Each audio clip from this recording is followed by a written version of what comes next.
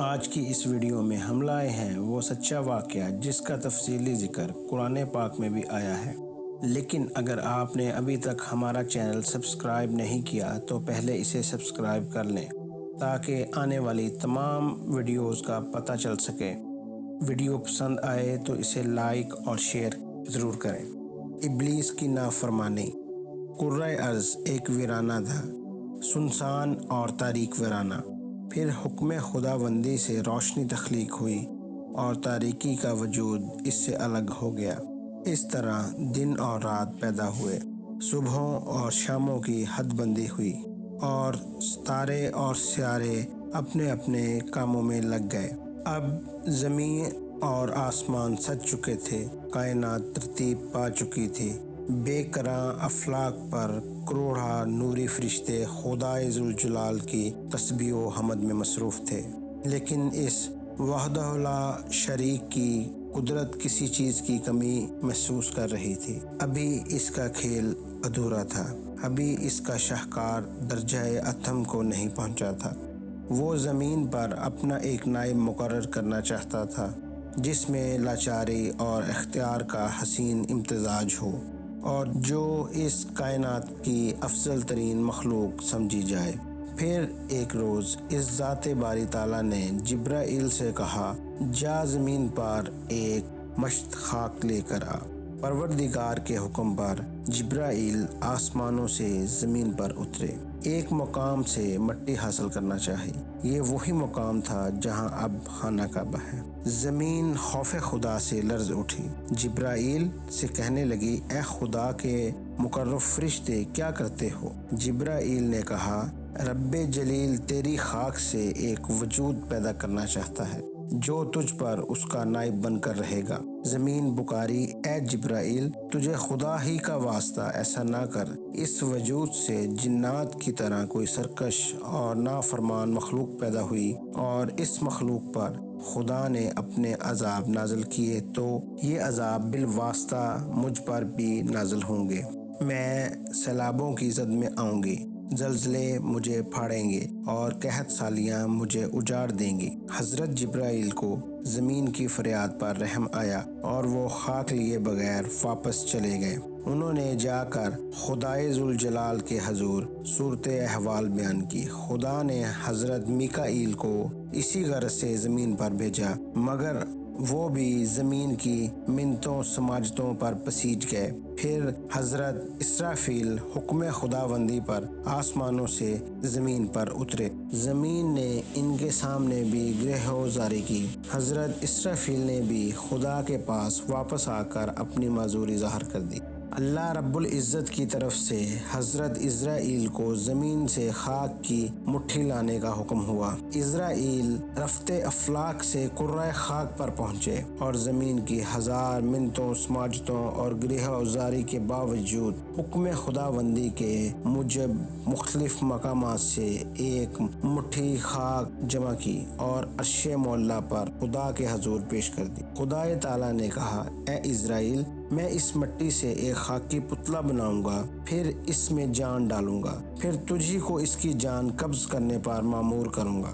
اسرائیل نے عرض کی، اے رب العزت ملک الموت کی حیثیت سے مجھے قابل نفرت جانا جائے گا، تیرے بندے مجھے برا بلا کہیں گے۔ خدا نے کہا، ایسا نہیں ہوگا۔ اسرائیل میں انسانوں کے لیے موت کے اسباب پیدا کر دوں گا، کوئی پانی میں غرق ہوگا، کوئی آگ میں جلے گا، کوئی بلندی سے گرے گا اور کسی کی موت کا سبب بیماری ہوگی، تجھے کوئی مردے الزام نہ ٹھہرائے گا۔ پھر خدا نے اسرائیل کو قیامت کے لیے اجل کی ذمہ داریاں سونپ دیں۔ دوسرے مقرب فرشتوں کو بھی ان کی تباہ کے مطابق ذمہ داریاں سونپی گئی۔ خدا تعالیٰ نے اسرائیل کی لائی ہوئی مٹی کو مکہ اور طائف کے درمیان ایک مقام پر رکھا اور اپنی قدرت کاملہ سے اس پر باران رحمت کا نزول کیا۔ کچھ عرصہ یہ مٹی بھیگی ہوئی پڑی رہی، پھر خدا نے اس مٹی کے خمیر سے حضرت آدم کا پتلا بنایا۔ 40 برس تک وہ پتلا بے جان بے حرکت اسی مقام پر پڑا رہا، یہاں تک کہ وہ سوکھ گیا اور اس میں سے کھنکھناتے ہوئے برتن یا پختہ ٹھیکری کی آواز آنے لگی۔ اب خدائے ذوالجلال نے اس میں روح پھونکی، روح اس تنگ و تاریک پتلے میں جانے سے گھبرائی۔ خدا نے اسے 3 بار حکم دیا، جہاں تک روح پہنچتی گئی جسد خاکی گوشت پوست میں تبدیل ہوتا گیا۔ آخر حضرت آدم کو چھینک آئی اور بلہام الہی ان کی زبان سے الحمدللہ نکلا۔ جواباً اللہ تعالیٰ نے یرحکم اللہ فرمایا۔ جسم میں جان پڑتے ہی حضرت آدم نے اٹھنے کی کوشش کی، جسے دیکھ کر خداوند تعالیٰ نے فرمایا خلق الانسان من اجل، انسان جلد باز پیدا ہوا ہے۔ جب خدائے تعالیٰ حضرت آدم کے جسد خاکی میں روح پھونک رہے تھے، لاکھوں فرشتے قطار کے اندر کھڑے تھے، دلچسپی سے یہ منظر دیکھ رہے تھے۔ زندہ ہونے کے بعد آدم فرش خاک سے اٹھے تو خدا کے حکم پر انہیں بہشت میں لایا گیا۔ بہشت کے ایک خوبصورت حصے میں جہاں دودھ و شہد کی نہریں بہہ رہی تھیں اور گھنے درختوں پر خوش الحان پرندے سماں باندھ رہے تھے، ایک درخشاں تخت بچھایا گیا اور حضرت آدم کے سر مبارک پر ایک زرعی تاج رکھ کر انہیں تخت پر بٹھا دیا گیا۔ اللہ تعالیٰ اپنی قوت کاملہ سے جانتے تھے کہ آج ملائکہ کے ساتھ ایک اہم مکالمہ ہونے والا ہے، لہٰذا حضرت آدم کو ہر آزمائش سے گزرنے کے لیے تیار کر لیا گیا۔ خدا تعالیٰ نے حضرت آدم کو تمام اہم چیزوں کے نام سکھا دیے تھے اور یہ نام حضرت آدم کے قلب و ذہن پر نقش تھے۔ فرشتے ابتدائے پیدائش آدم سے آپس میں یہ کہتے آ رہے تھے کہ اللہ تعالیٰ جس خاکی پتلے میں جان ڈال کر اسے زمین پر اپنا خلیفہ بنانا چاہتا ہے، وہ اسے ہم سے زیادہ عزیز رکھے گا۔ آخر جس روز آدم زندگی پا کر جنت میں جلوہ افروز ہوئے، ملائکہ کے دل کا ملال ان کی زبان پر آ گیا۔ انہوں نے کہا، اے باری تعالیٰ، آپ ایسے شخص کو اس زمین پر عباد کر رہے ہیں جو فساد اور خون ریزاں کرے گا۔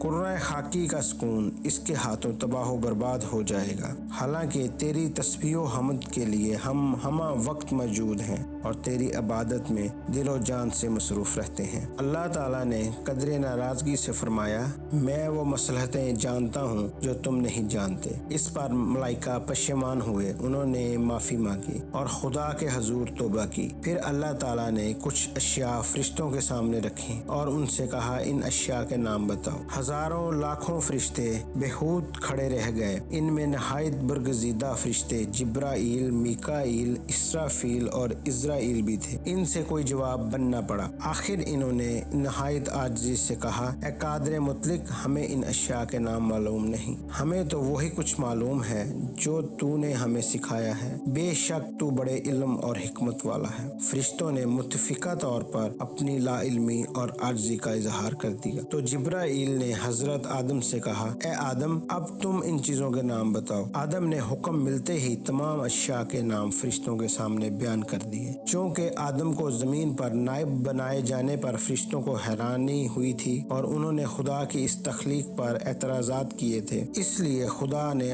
حضرت آدم کی بزرگی و فضیلت فرشتوں کو دکھا دی کہ یہ پتلا خاکی ہونے کے باوجود علم و مرتبے میں ان سے عرفہ ہے۔ یہ تو آدم کی بزرگی فضیلت کے اظہار کا پہلا طریقہ تھا، مگر اللہ تبارک تعالیٰ ایک دوسرا طریقہ بھی اختیار کیا۔ تمام فرشتوں کو حکم دیا کہ وہ آدم کو سجدہ کریں۔ ملائکہ نے حکم کی تعمیل کی اور قطاروں کی قطاریں تخت زریں پر جلوہ افروز آدم کے سامنے سجدہ ریز ہو گئیں۔ کچھ دیر بعد فرشتوں کو خدا کی طرف سے سر اٹھانے کا حکم ہوا۔ انہوں نے سجدہ ختم کیا تو یہ دیکھ کر حیران رہ گئے کہ اسرائیل یعنی ابلیس نے خدا کے حکم پر آدم کو سجدہ نہیں کیا، وہ نہایت ڈٹھائی سے گردن اکڑائے کھڑا تھا۔ اللہ تعالیٰ کو اسرائیل کی حرکت سخت ناپسند ہوئی اور اسے پہلی بار ابلیس کے نام سے مخاطب کرتے ہوئے کہا، اے ابلیس، کس چیز نے روک دیا تجھ کو کہ سجدہ کرے اس کو جسے میں نے بنایا اپنے ہاتھوں سے؟ ابلیس نے کہا، اے خدا، میں آگ سے بنا ہوں اور یہ سڑے ہوئے گارے سے وجود میں آیا، میں اس سے افضل ہوں، اس لیے اسے سجدہ نہیں کروں گا۔ ملائکہ دم بخود یہ گفتگو سن رہے تھے۔ ذات باری تعالیٰ کے جاہ و جلال اور غضب کا تصور ان کے اجسام پر کب کبھی طاری کر رہا تھا۔ وہ سمجھ رہے تھے کہ اسرائیل نے خود کو ہلاکت میں ڈالا اور اور اس کے بارے میں کوئی نہایت سخت فیصلہ ہونے والا ہے۔ ابلیس ملعون اپنے اندر کی آگ اگل کر خاموش کھڑا تھا۔ در حقیقت ابلیس فرشتہ نہیں، جن تھا۔ اس کی تعمیر آگ سے ہوئی تھی اور آگ کی خاصیت جلانا اور راکھ کرنا ہے۔ ابلیس نے ہزاروں برس خدا کی عبادت کی تھی، لیکن آج اس کی آگ نے خود اسی کی فضیلت کے پر جلا دیے تھے، اس کی بندگی کو راکھ کر دیا تھا۔ وہ دھتکارا ہوا اور پھٹکارا ہوا خدا کے سامنے کھڑا فیصلے کا منتظر تھا۔ آخر رب العزت کی صدائے جلیل و افلاک میں گونجی، اے ابلیس، جنت سے نکل جا، تیری یہ ہستی نہیں کہ یہاں رہ کر سرکشی کرے۔ یقیناً تو ان میں سے ہوا جو ذلیل و خوار ہیں، تو مردود ہوگا اور اب حشر تک میری پھٹکار میں مبتلا رہے گا۔ ابلیس کی ہٹ درمی عروج پر تھی، وہ سراپے شیطان بن چکا تھا۔ خدا کا غضب دیکھ کر بھی اس ملعون کی گردن خم نہیں ہوئی، وہ کسی پشیمانی کے بغیر ڈٹا کھڑا رہا، کہنے لگا، اے خدا، مجھے حشر کے روز تک کے لیے مہلت دے کہ میں تیری اس نئی مخلوق کو گمراہ کرنے کی کوشش کر سکوں۔ مجھے یہ اختیار بخش کہ میں نسل آدم کی نگاہوں میں آئے بغیر ان کے اذہان و قلوب کو متاثر کر سکوں۔ میری رسی دراز کر دے تاکہ میں تیرے جہنم کے لیے ایندھن فراہم کرنے کے کام میں لگ جاؤں۔ اللہ تعالیٰ نے فرمایا، ٹھیک ہے ابلیس، تجھے وقت معلوم تک کے لیے ڈھیل دی گئی، تو اپنی سی کوشش کر کے دیکھ لے۔ ارشاد باری تعالیٰ سننے کے بعد ابلیس نے اپنی خباثت کا مزید اظہار کرتے ہوئے انسان کے متعلق کہا، اے خدا، میں روئے زمین پر تیرے ان بندوں کو گمراہ کرنے کی ہر ممکن کوشش کروں گا، آگے پیچھے دائیں بائیں غرض ہر جانب اور ہر طریقے سے ان پر وار کروں گا۔ ممکن ہے کچھ لوگ میرے ان جملوں سے بچ رہے مگر اکثر نشانہ بنیں گے۔ خدا تعالیٰ نے فرمایا، بس یہ ٹھیک ہے اور میں ٹھیک بات ہی کہا کرتا ہوں، بنی آدم میں سے جو کوئی تیری پیروی کرے گا وہ تیرا ساتھی ہوگا۔ میں ان کے اعمال کی پاداش میں دوزخ کو ان سے اور تجھ سے بھر دوں گا۔ حضرت آدم اب جنت میں قیام فرما تھے، ہر نعمت اور آسائش انہیں میسر تھی، آرام ہی آرام، فراغت ہی فراغت، لطف ہی لطف۔ وہ باغات بہشت کی سیر کرتے، دور دراز مقامات تک نکل جاتے، قدرت دیکھتے اور حیران ہوتے۔ خوراک کی طلب ہوتی تو انواع و اقسام کے میوے خود بخود ان کے لبوں تک پہنچ جاتے۔ پیاس محسوس ہوتی تو ٹھنڈے میٹھے دودھ کی نہروں کو وہ ہاتھ کی ایک جنبش کے فاصلے پر پاتے۔ یہ سب کچھ تھا، لیکن حیات آدم میں کسی شے کی کمی تھی۔ کوئی خلا تھا جو ہر گھڑی محسوس ہوتا تھا، ایک تشنگی تھی جو شب و روز ہرز جاں رہتی تھی۔ آدم کو کسی کا انتظار تھا، کسی ایسی ہستی کا جس کے بغیر وہ نامکمل تھے۔ کون ہے تو، کون ہے تو، وہ اکثر جنت کی ہواؤں سے پوچھتے، مشک و عنبر کے ٹیلوں سے سوال کرتے، خوشلہان پرندوں سے استفسار کرتے۔ کامل اور یکتا صرف خدا کی ذات ہے، صرف وہی ہے جو اپنی ذات میں مکمل ہے، جسے کسی ساتھی کی ضرورت نہیں۔ یہ صدا انہیں فضاؤں میں گونجتی محسوس ہو۔ خدا اپنے بندے کی حاجت سمجھتا تھا، وہ جانتا تھا اسے اپنے ہم نسل کی ضرورت ہے، ایک ایسے عدد کی ضرورت ہے جو اسے طاق سے جفت بنا دے۔ خدا کی یہ منشا بھی تھی کہ وہ حضرت آدم کا ساتھی پیدا کرے۔ ایک روز جب حضرت آدم کی اداسی اپنے عروج پر تھی، احساس تنہائی سے گھبرا کر جب وہ اپنے مستقر سے دور نکل گئے اور ایک ٹیلے پر بیٹھ کر خدا سے دعا کرنے لگے، اے خدا، میرے اندر یہ کیسی طلب ہے، یہ کس خواہش کا غبار میرے بدن میں پھیلتا رہتا ہے۔ تو حاجت روا اور مشکل کشا ہے، میرے تقاضوں کو سمجھتا ہے، اے خدا، میری حاجت پوری کر، میری پریشانیوں کو دور فرما۔ آخر حضرت آدم کی یہ دعا قبول ہوئی۔ اللہ تعالیٰ نے جبرائیل کو بھیجا اور حکم دیا کہ آدم کی ایک بائیں پسلی نکال لو۔ آدم پر نیند طاری ہو گئی، اسی نیند میں ان کی پسلی اس طرح نکل گئی کہ انہیں بالکل تکلیف محسوس نہیں ہوئی۔ اللہ تعالیٰ نے اپنی قدرت کاملہ سے اس پسلی کے اندر سے حوا کی تخلیق کی۔ اللہ تعالیٰ نے انہیں خوبصورتی، خوب روی اور نزاکت اور لطافت بخشی، انہیں مہر و وفا، شرم اور شفقت کی صفات سے نواز۔ کائنات میں جتنا بھی حسن ہے وہ حضرت حوا کے حسن کا 10واں حصہ ہے۔ 9 حصے حسن خدا نے حضرت حوا کے پیکر میں ڈال دی۔ پھر حوا کو تاج زریں پہنانے کے بعد طلائی تخت پر بٹھایا گیا۔ اس کے بعد آدم کو گہری نیند سے جگا لیا گیا تاکہ وہ حوا کا جلوہ دیکھ سکیں۔ حضرت آدم نے بیدار ہو کر اپنے سامنے دیکھا تو تخت زریں پر ایک پیکر حسن و جمال پایا۔ وہ پھر بے بے قرار ہو کر تیزی سے اس کی طرف بڑھے۔ تب بارگاہ الہی سے صدا آئی، اے آدم خبردار، نکاح کے بغیر تو اس کے قریب مت جانا۔ حضرت آدم نے اللہ تعالیٰ سے درخواست کی ان کا نکاح پڑھایا جائے۔ بارگاہ حق میں ان کی درخواست قبول ہوئی۔ ساتوں آسمانوں کے فرشتے جوک در جوک اس جگہ جمع ہونے لگے۔ پھر جنت الفردوس میں اس پہلے نکاح کی تقریب برپا ہوئی۔ درخت طوبہ کے نیچے اس زرعی تخت پر آدم و حوا قریب قریب بیٹھے تھے۔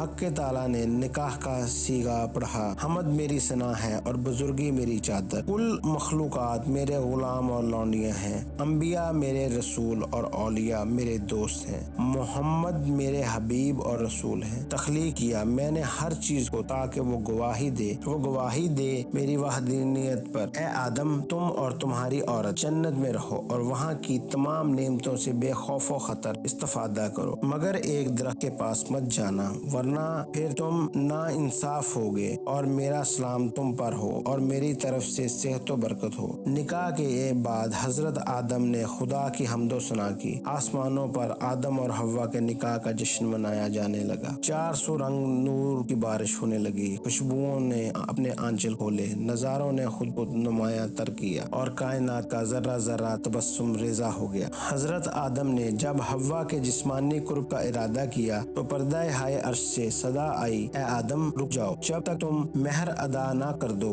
حوا تم پر حلال نہ ہوگی۔ حضرت آدم نے کہا، اے خدا، میں مہر کہاں سے ادا کروں؟ باری تعالیٰ نے جواب دیا، محمد پر 10 دفعہ درود پڑھو۔ یہ اسم بابرکت سن کر حضرت آدم کو شوق دیدار ہوا۔ عرش معلیٰ سے ندا آئی، اے آدم اپنے ناخن کی طرف دیکھ۔ حضرت آدم نے حکم کی تعمیل کی تو ناخن میں تشبیہ مبارک حضرت محمد صلی اللہ علیہ وسلم نظر آئی۔ جوش پدری میں حضرت آدم دیکھتے رہ گئے اور بے اختیار زبان سے درود جاری ہو گیا۔ حضرت آدم نے رسول پاک صلی اللہ علیہ وسلم کی رسالت کا اقرار کیا اور ان پر ایمان لائے۔ ان واقعات کے بعد حضرت آدم کی نئی زندگی شروع ہوئی۔ وہ حضرت حوا کے ساتھ بہشت کی نعمتوں سے لطف اٹھانے لگے، جہاں چاہتے جاتے، جو پسند ہوتا کھاتے، جب چاہتے استراحت کرتے۔ خدائے بزرگ و برتر کی حمد و ثنا اور اس کی نعمتوں سے استفادہ کرنے کے سوا انہیں کوئی کام نہیں تھا۔ خدا تعالیٰ نے حضرت آدم کو بتا دیا تھا کہ ابلیس ملعون جس نے تجھے سجدہ نہیں کیا تھا تجھے گمراہ کرنے کی کوشش کرے گا۔ یہ بات حضرت آدم کے ذہن میں نقش ہو چکی تھی اور وہ ابلیس کی طرف سے خبردار تھے۔ یہی وجہ تھی کہ انہوں نے اس درخت کے قریب نہ جانے کا پختہ فیصلہ کر رکھا تھا جس سے حق تعالیٰ نے انہیں منع فرمایا تھا۔ یہ ایک نہایت خوشنما درخت تھا۔ اس کا پھل دیکھ کر اکثر آدم و حوا کے دل میں تجس جاگتا، مگر حکم خداوندی کے موجب وہ اس کے قریب نہ جاتے۔ ایک عرصہ اسی طرح گزر گیا۔ معمولات روز و شب میں آدم و حوا شیطان العین کی طرف سے لاپرواہ ہو گئے، مگر وہ ان کی طرف سے لاپرواہ نہیں ہوا تھا۔ وہ چاہتا تھا کہ کسی نہ کسی طرح جنت میں داخل ہو کر آدم اور حوا کو گمراہ کرے۔ ایک عرصہ وہ ان تک رسائی حاصل کرنے کی کوششوں میں لگا رہا۔ بالآخر اسے کامیابی ہوئی، اس نے جنت تک رسائی حاصل کر لی، مگر جنت کے تمام دروازے بند دیکھ کر اس کی امیدوں پر اوس پڑ گئی۔ اس دوران اس کی ملاقات ایک طاؤس سے ہوئی۔ وہ طاؤس سے کہنے لگا، کسی طرح مجھے جنت کے اندر لے جاؤ۔ طاؤس نے انکار کیا، مگر ایک سانپ شیطان کے بہکاوے میں آ گیا اور شیطان کو اپنے منہ میں بٹھا کر بہشت کے اندر لے گیا۔ حضرت حوا تنہا ایک گوشہ بہشت میں بیٹھی تھی جب اچانک انہیں ایک جانب شور و غل کی آوازیں سنائی دی۔ انہوں نے دیکھا کہ بہت سے حور و غلمان ایک جگہ جمع ہیں۔ تجس سے مجبور ہو کر وہ بھی اس مقام پر پہنچ گئیں۔ انہوں نے دیکھا کہ ایک شخص جو دراصل شیطان تھا بڑی درد مندی سے رو رہا ہے۔ وہ اسی پیڑ کے قریب کھڑا تھا جس کا پھل کھانے سے خدا نے آدم و حوا کو منع کر رکھا تھا۔ حوا نے شیطان سے پوچھا کہ تو کیوں روتا ہے؟ وہ کہنے لگا، اے حوا، مجھے اس بات پر رونا آ رہا ہے کہ ان قریب تم اور آدم مر جاؤ گے۔ حوا نے بے قرار ہو کر پوچھا، اے دانا شخص، اس انجام سے بچنے کا کوئی راستہ؟ شیطان نے کہا، اے حوا، اگر تم اس درخت کے پھل کھا لو تمہیں کبھی موت نہ آئے گی، تم دونوں ہمیشہ ہمیشہ اسی طرح جنت میں نعمتوں کے مزے لوٹو گے۔ خدا تعالیٰ نے اس پیڑ کا پھل کھانے سے تمہیں اسی لیے منع کیا ہے کہ کہیں تم حیات ابدی نہ پا جاؤ۔ حوا پر شیطان کے اس وویلے کا اثر ہوا۔ انہوں نے درخت سے 3 پھل توڑے اور سارا ماجرا جا کر حضرت آدم کے گوش گزار کیا۔ کہنے لگیں، ایک پھل میں کھا لیتی ہوں اور 2 تم کھا لو، تاکہ موت ہم دونوں سے ہمیشہ ہمیشہ کے لیے دور ہو جائے اور ہم جدائی کے اندیشوں خواہشوں سے آزاد ہو کر ابدی راحت کی زندگی گزار سکے۔ حضرت آدم بھی شیطان کے اس بالواسطہ بہکاوے میں آ گئے اور انہوں نے شجر ممنوعہ کے پھل حوا کے ساتھ مل کر تناول کیے۔ پھلوں کا کھانا تھا کہ ان کے سروں پر موجود فضیلت و افتخار کے زرعی تاج اڑ گئے اور ان کے جسم کے پوشیدہ حصے سب ظاہر ہو گئے۔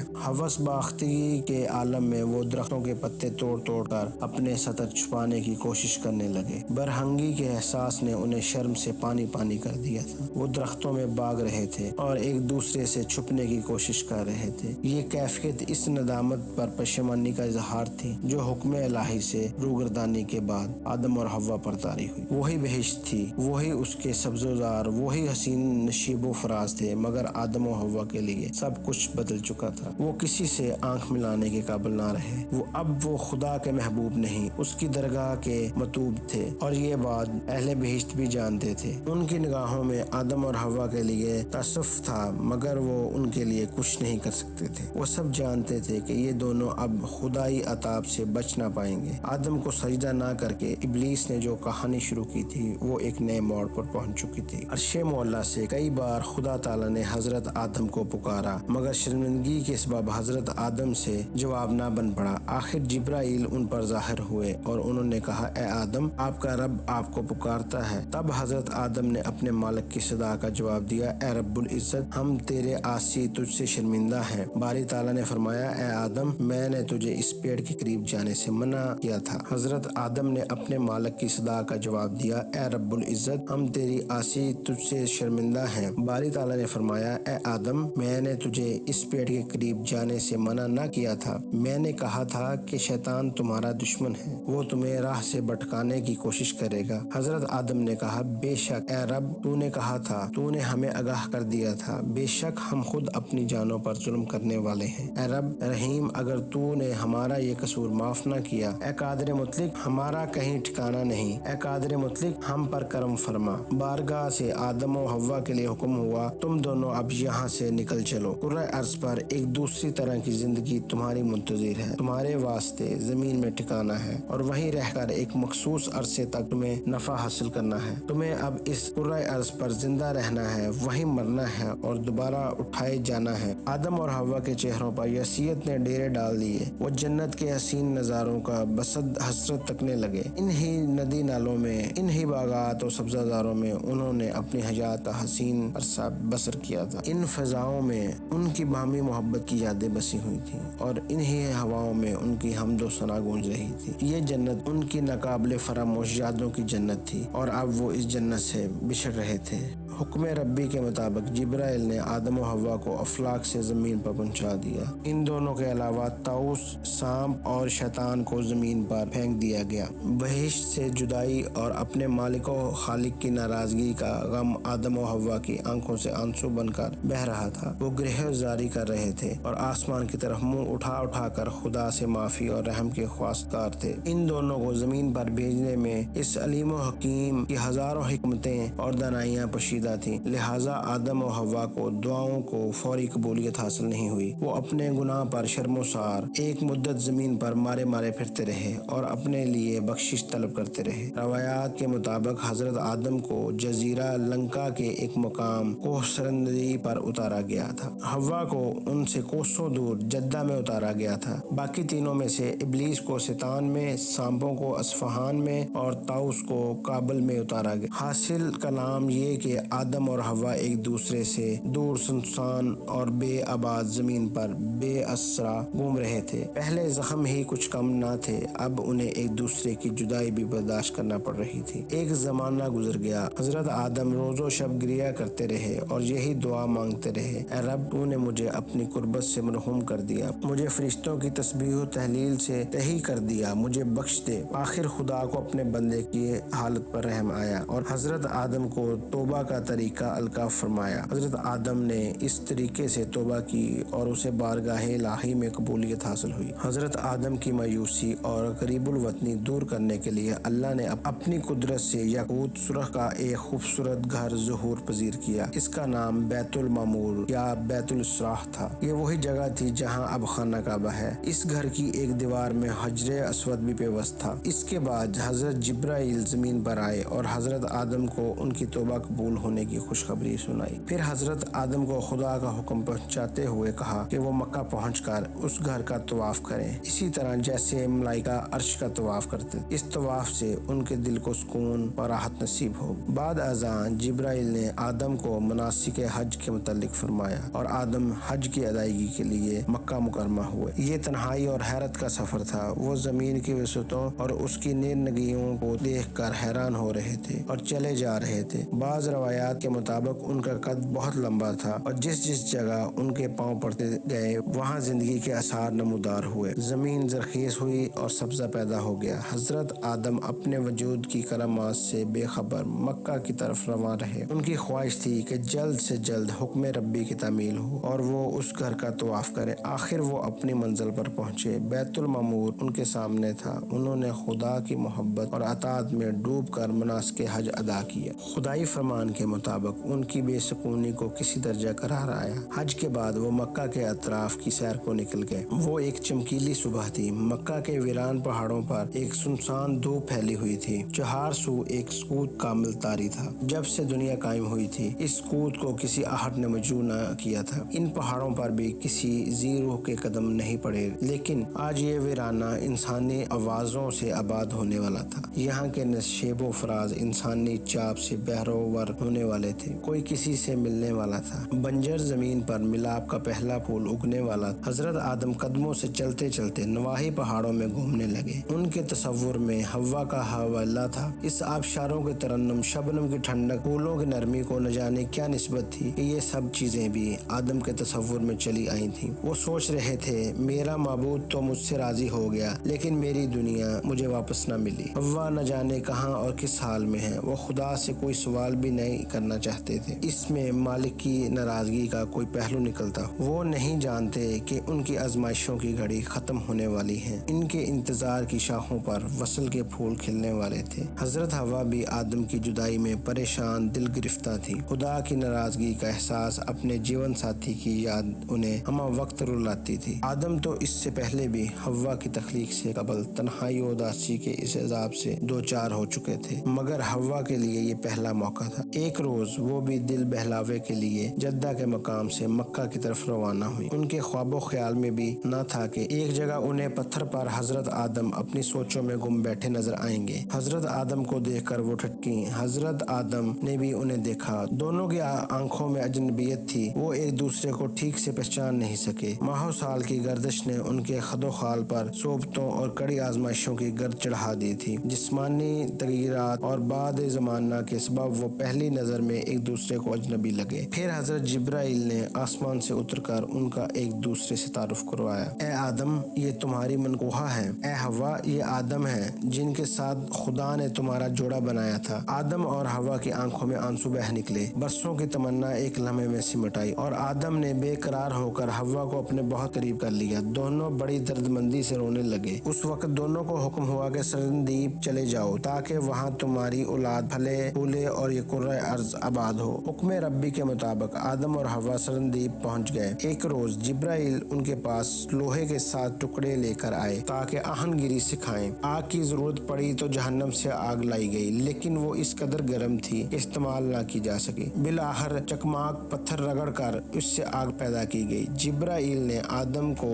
آہن گیری سکھائی اور آلات زراعت بنا کر دیے۔ بہشت سے نکلتے وقت حضرت آدم کے پاس چند پودے اور کچھ گندم موجود تھی۔ زراعت کے اسباب مہیا ہو گئے تو ایک روز آدم اور حوا زمین کے سینے سے رزق حاصل کرنے کے لیے نکل کھڑے ہوئے۔ ایک قطع ارض پر ہل چلا کر بیج بویا گیا۔ آدم نے گندم اور حوا نے جو بوئے۔ پھر وہ شب و روز اس کھیتی کی دیکھ بھال میں لگ گئے۔ ان کی زندگی ایک خاص ڈگر پر چل نکلی۔ ایک روز جب وہ دونوں اپنے کھیت کے منڈیر پر بیٹھے آسمانوں پر بادلوں کا رستہ دیکھ رہے تھے کہ اچانک حضرت آدم کی نگاہ ایک بھیڑ پر پڑی۔ وہ بھیڑ کے پیچھے بھاگے اور بالآخر اسے پکڑ لیا۔ اسی بھیڑ کی اون سے حضرت حوا نے اونی دھاگا کاتا اور زمین پر پہلا لباس تیار ہوا۔ اس دوران آسمانوں سے آدم اور حوا کے لیے میوے آتے رہے۔ ابھی ان کی کھیتی تیار نہیں ہوئی تھی، لہٰذا ضروری تھا کہ جسم و جاں کا رشتہ برقرار رکھنے کے لیے ان کی غذائی ضرورت پوری کی جائے۔ اس دوران آسمانوں سے آدم اور حوا کے لیے میوے آتے رہے۔ ابھی ان کی کھیتی تیار نہیں ہوئی تھی، لہٰذا ضروری تھا جسم و جاں کا رشتہ برقرار رکھنے کے لیے ان کی غذائی ضروریات پوری کی جائیں۔